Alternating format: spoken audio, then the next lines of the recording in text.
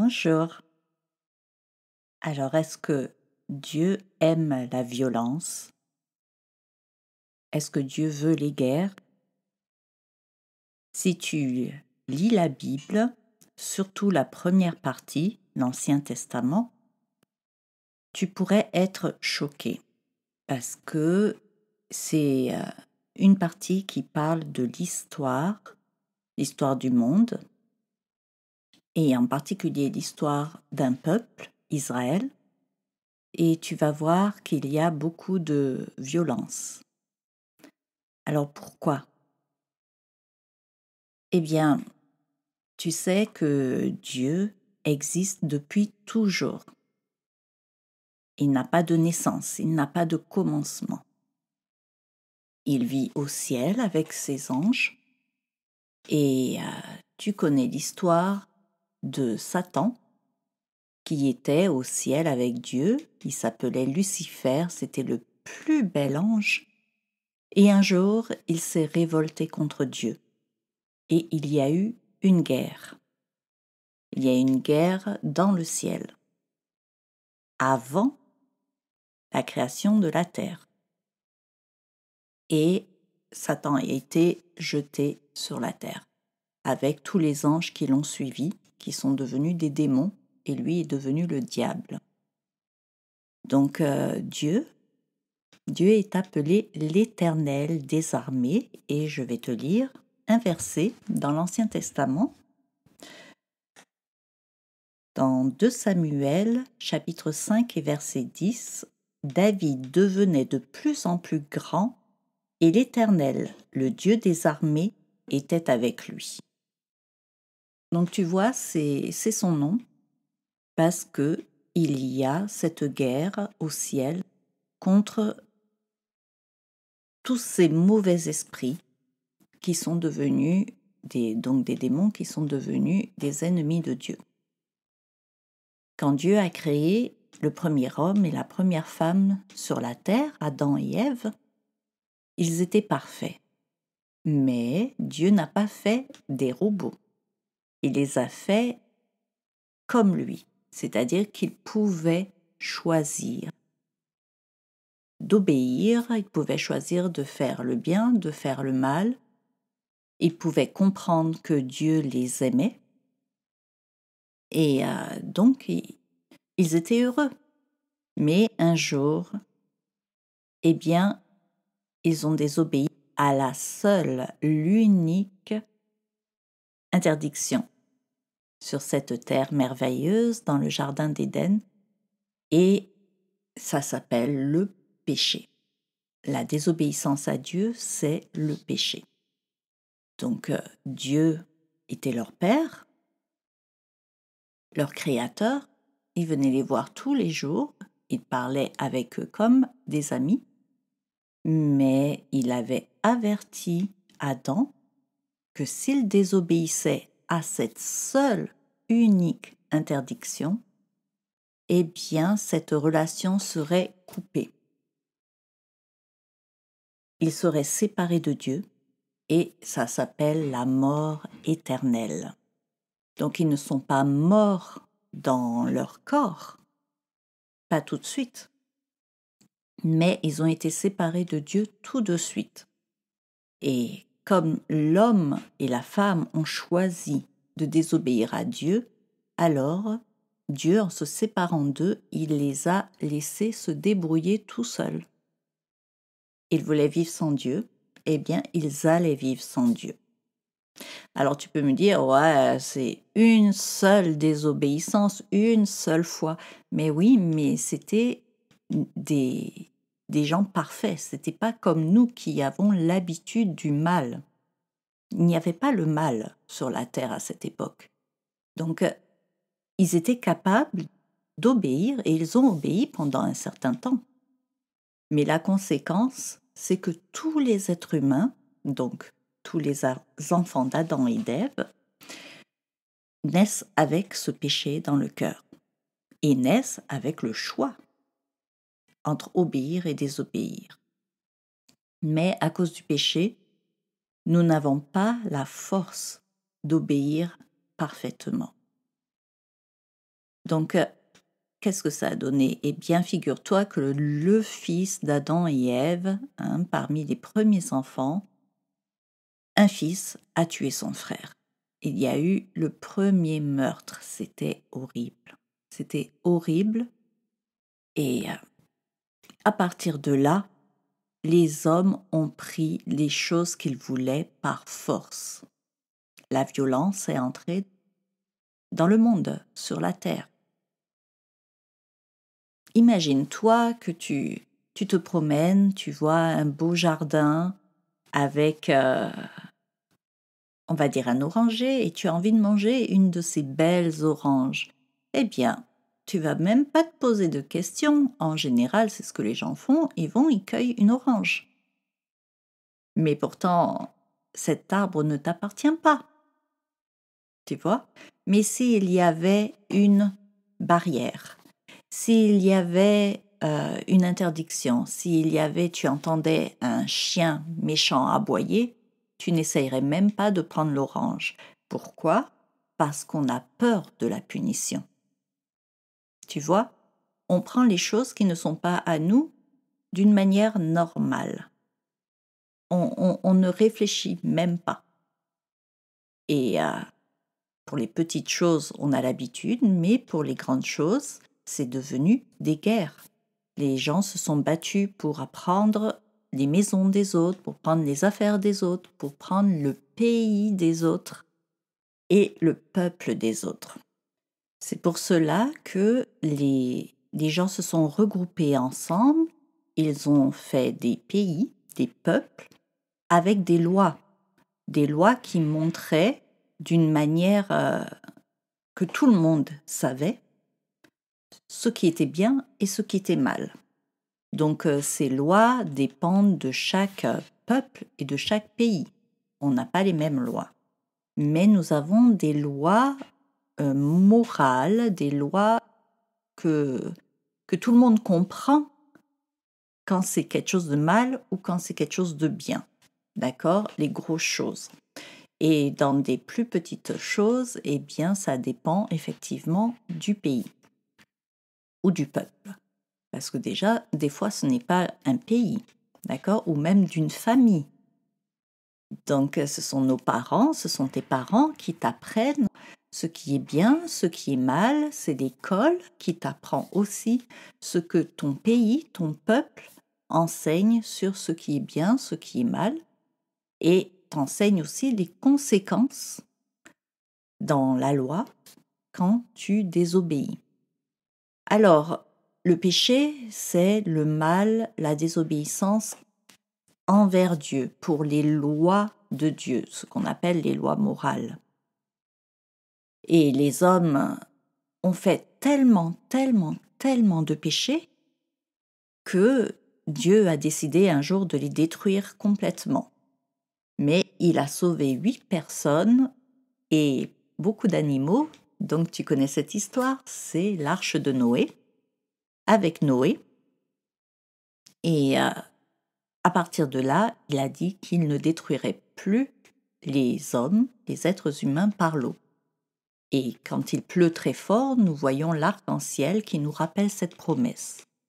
Mais il a dit aussi qu'il y aurait un jour où tous les hommes seront aussi détruits, la terre sera détruite, et ce sera par le feu. Mais pour l'instant, Dieu est patient. C'est vrai, il laisse les hommes se débrouiller puisqu'ils ont voulu, ils ont choisi ça.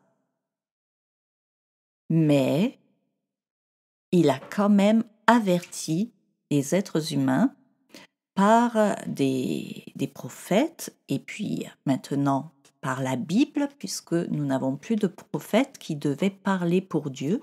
Maintenant, la parole de Dieu est écrite et complète, et c'est pour ça que c'est très important de la lire.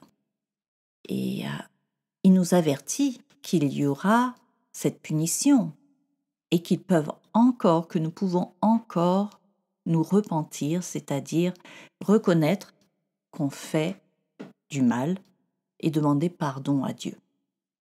Alors je te rappelle que Dieu est absolument parfait,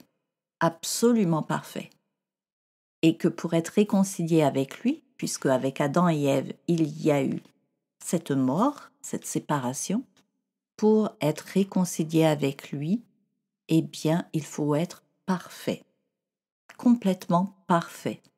Même pas un petit mensonge, même pas une petite méchante pensée, ou un peu de jalousie, rien, rien, rien, rien. Donc tu as bien compris que c'est impossible, et c'est pour cela que Jésus, qui est Dieu, qui est une personne de Dieu, parfait, il est venu, et il a pris la punition à notre place. Donc maintenant Dieu nous donne la possibilité d'échapper à cette punition, qui sera la punition aussi du diable et de ses démons, qu'on appelle l'enfer. C'est un feu pour toujours éternel, donc c'est pas pour 20 ans, 30 ans, 40 ans, c'est pour toujours, il n'y a pas de fin. D'accord? Et quand ça arrivera, on ne peut pas changer de camp. Donc,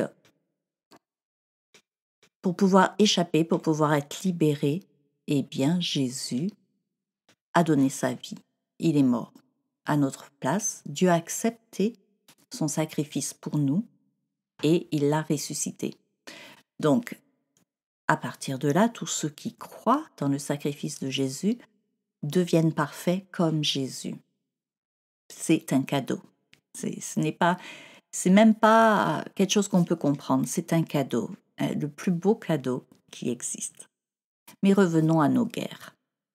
Alors, il y a une guerre au ciel, et tous ces peuples, même après Noé, ils ont recommencé à faire la guerre, à voler, à prendre les choses qui n'étaient pas à eux, de force, avec beaucoup de violence.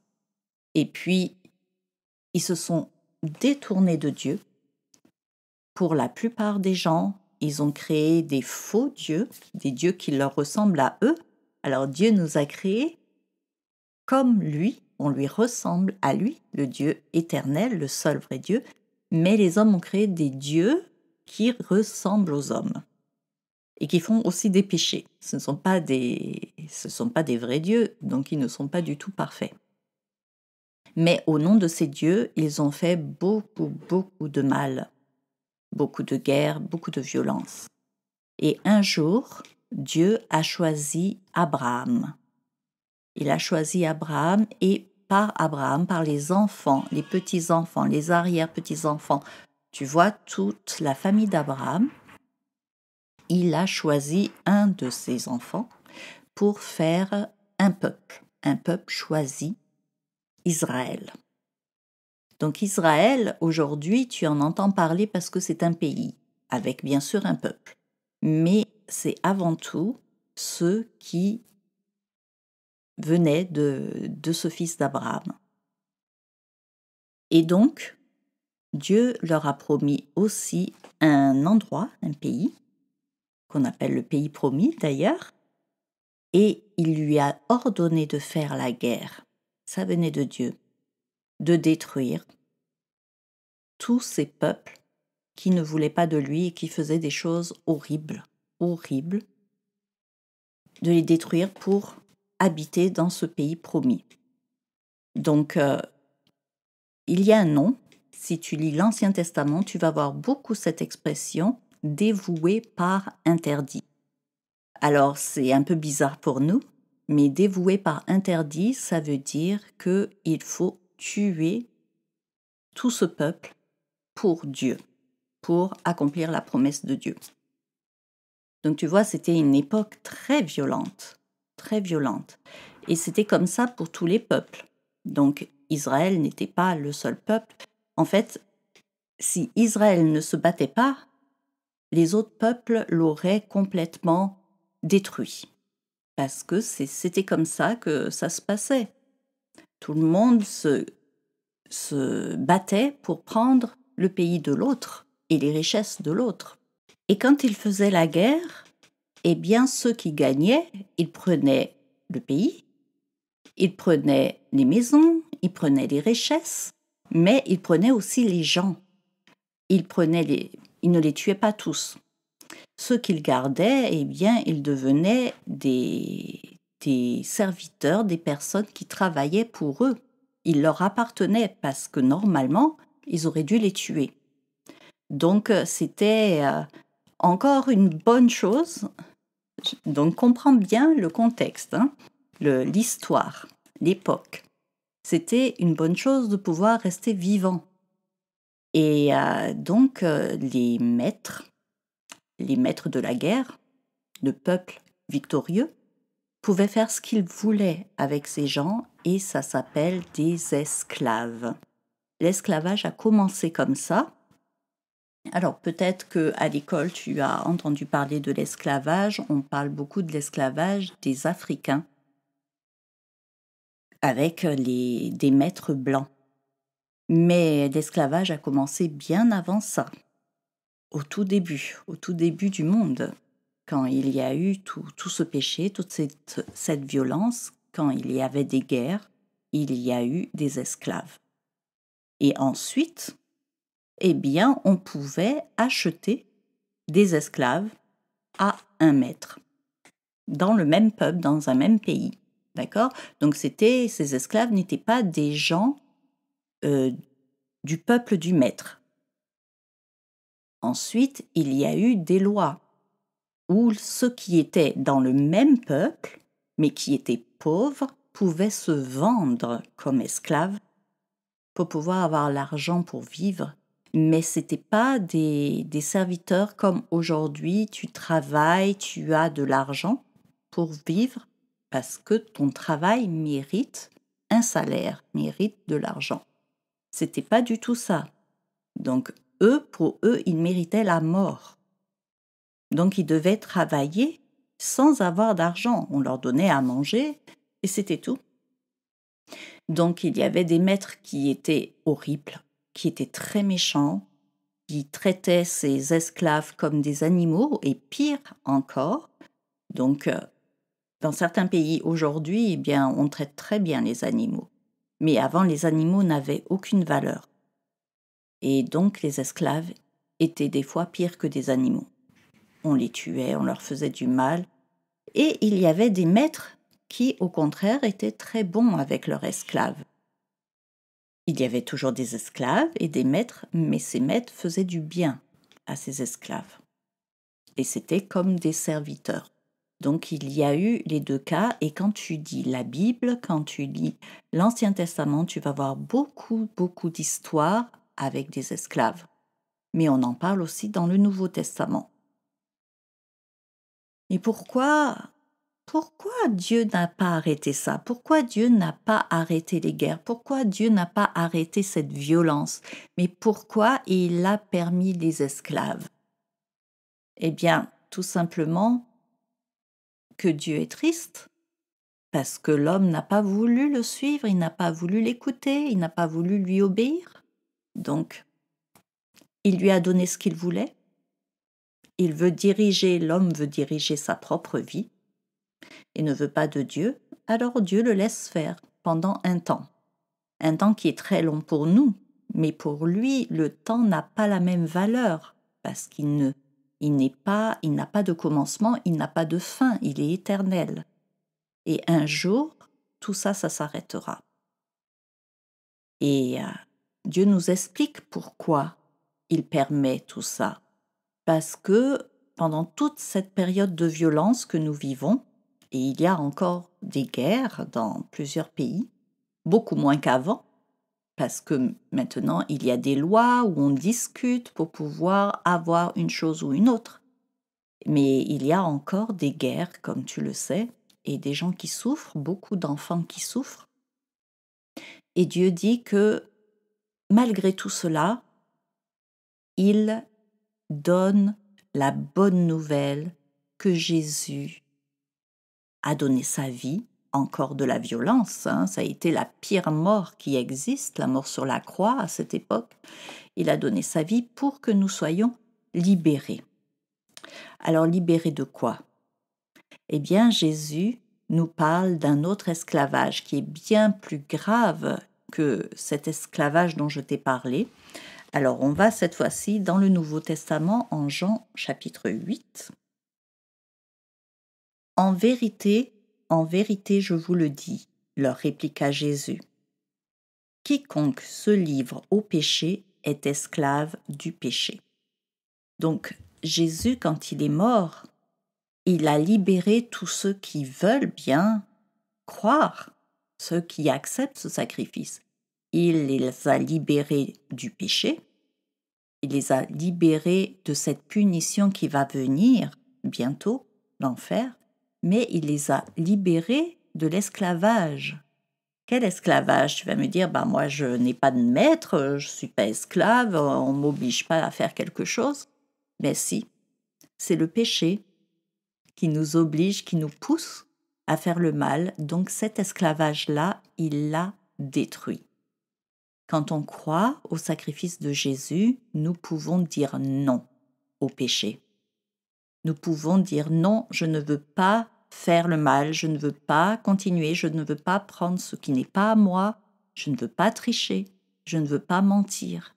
Et quand ça nous arrive, parce que ça nous arrive, parce que nous ne sommes pas encore au ciel, donc nous ne sommes pas encore parfaits, eh bien on demande pardon à Jésus, on prie. Et Jésus nous a promis que quand on lui demande sincèrement pardon, il nous pardonne. Donc,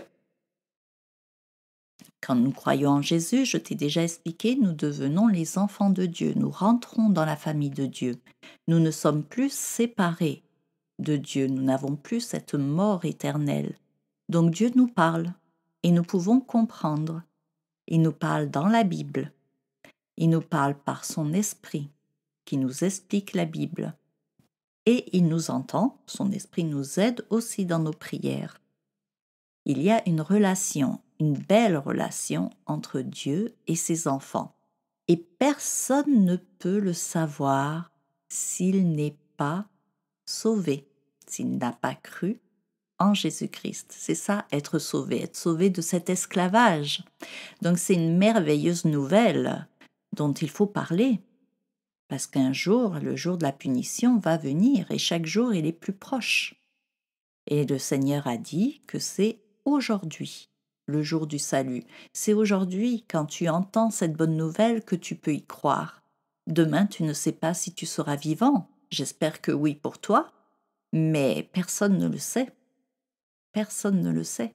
Donc c'est aujourd'hui le jour du salut. Alors quand Jésus est venu, Israël, Jésus fait partie du peuple d'Israël. Jésus était le sauveur promis à Israël. Mais Israël n'a pas obéi. Israël n'a pas pris le pays promis en entier et il a été puni et toute son histoire est dans l'Ancien Testament. Je te la raconte petit à petit dans nos histoires, je ne vais pas te la raconter ici, mais il est devenu très faible. Et quand Jésus est né, il y avait un maître de guerre, c'était les Italiens qu'on appelait les Romains, parce que leur ville principale où vivait leur maître, leur chef, qu'on appelle un empereur, il était très puissant. Il y a eu plusieurs empereurs romains. Et donc Israël était sous la domination romaine. Et Jésus est né, a grandi, est mort sous la domination romaine. Il n'a pas changé ça parce que ce n'est pas le temps. Lui, il est venu pour délivrer les cœurs. Et tu as vu que pour la liberté, il y a une guerre. C'est comme ça. Pour pouvoir garder notre pays en paix, eh bien nous avons des soldats. Parce que si on nous attaque, nos soldats se battent pour la liberté. Et c'est pareil, dans le ciel, il y a une guerre jusqu'à ce que tous ces démons, tous ces mauvais esprits soient punis, jetés en enfer. Et Dieu nous a dit quelque chose. Il nous a dit beaucoup de choses. Mais par rapport à la guerre, il a dit que quand on croit en Jésus, on est appelé des chrétiens, des petits Christ, puisque Jésus s'appelle Jésus-Christ. Et nous devenons des guerriers. Ben oui. Et nous avons des armes. Mais ce sont les armes de Dieu, ce ne sont pas des épées, ce ne sont pas des fusils, ce ne sont pas des pistolets, d'accord? Mais c'est l'amour. Comme Jésus, quand il est venu, il a beaucoup parlé de l'amour de Dieu.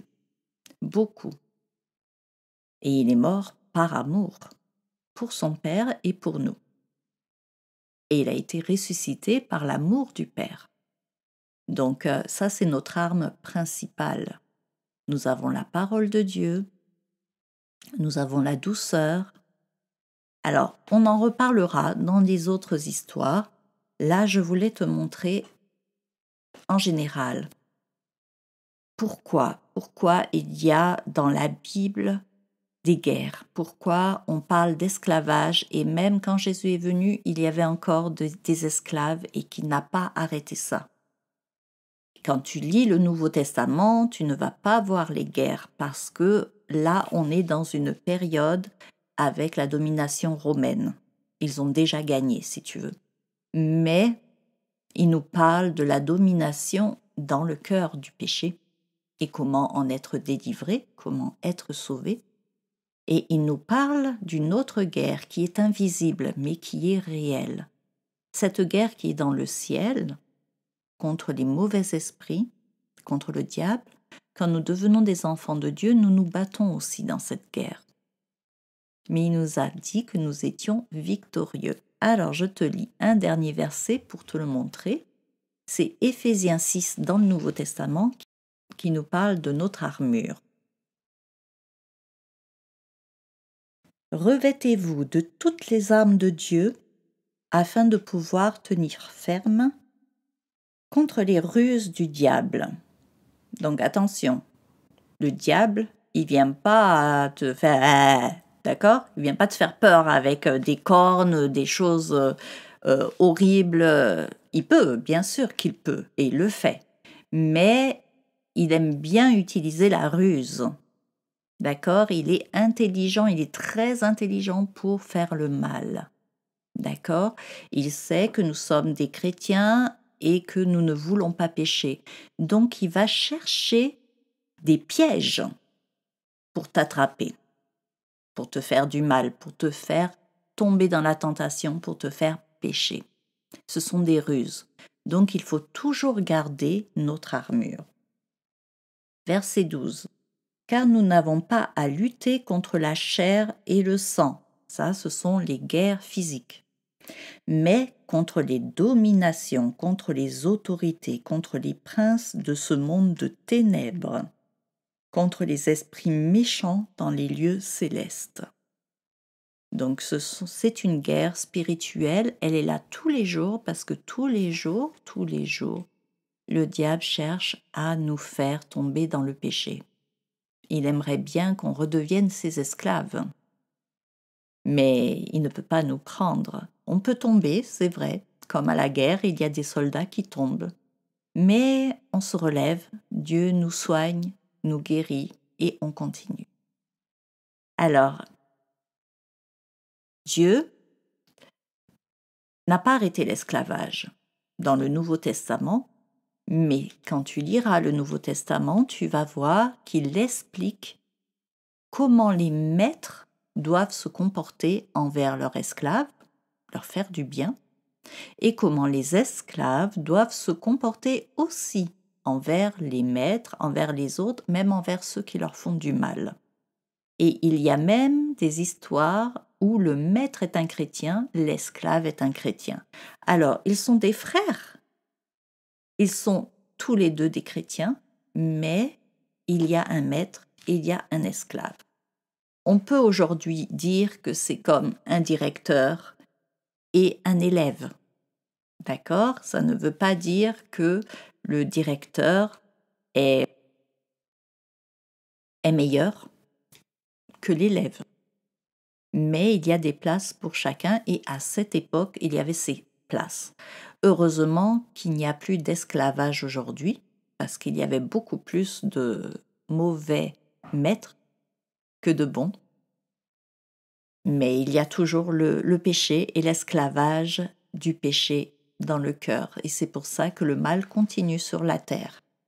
Donc n'oublie pas, si tu crois en Jésus, de porter ton armure. Elle est dans Éphésiens 6, tu pourras la lire. Et si tu n'es pas encore chrétien, n'oublie pas, aujourd'hui est le jour de ton salut.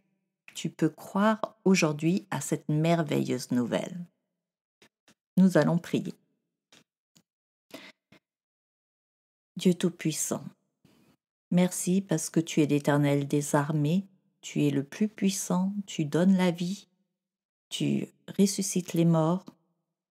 Tu nous as tellement aimés que tu as donné ton propre Fils pour nous sauver. Merci Seigneur pour tout cet amour.